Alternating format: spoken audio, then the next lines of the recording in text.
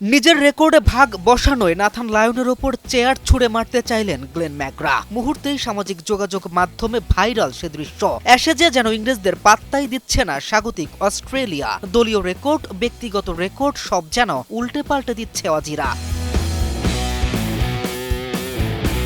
Run, wicket আর Ben স্টোকসদের অসহায়ত্ব সব মিলিয়ে এবারের অ্যাশেজে এখন পর্যন্ত কিছুটা এক পেশেই বলা চলে। তবে তার চেয়ে বেশি আলোচনায় নাথান লায়ন ও গ্লেন ম্যাকগ্রা। টেস্ট ক্রিকেটে অজিদের হয়ে সর্বোচ্চ উইকেট শিকারী বোলার কিংবদন্তি শেন ওয়ার্ন, আর তার ঠিক পরেই অর্থাৎ দ্বিতীয় সর্বোচ্চ উইকেট শিকারী বোলারটার নাম এতদিন ছিল গ্লেন ম্যাকগ্রা। কিন্তু 563 টেস্ট উইকেট শিকারের এই রেকর্ডে প্রথমে ভাগ বসানো, তারপর ছাড়িয়ে যাওয়া স্বচক্ষেই সব দেখেছিলেন গ্লেন। যুক্তরাষ্ট্রের এক নম্বর জিম চেইন গোল্ড জিম এখন আবারও বাংলাদেশে।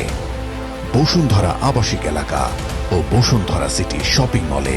এমনকি ধারাভাষ্যে নিজের সেই রেকর্ড হারানোর কথা ঘোষণা করতে হচ্ছিল কিংবদন্তিকে। রসিকতা করেই তাই লায়নের দিকে চেয়ার ছুঁড়ে মারার ভান করেন এই সাবেক অজি তারকা। এরপরেই অট্টহাসিতে ফেটে পড়েন, আর মুহূর্তেই সেই ক্লিপটি সামাজিক যোগাযোগ মাধ্যমে ভাইরাল হয়ে যায়।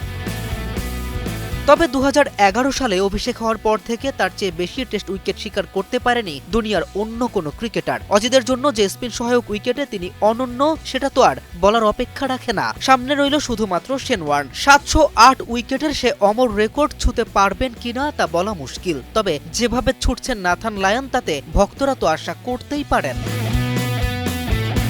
কেম রাফিন, নিউজ 24।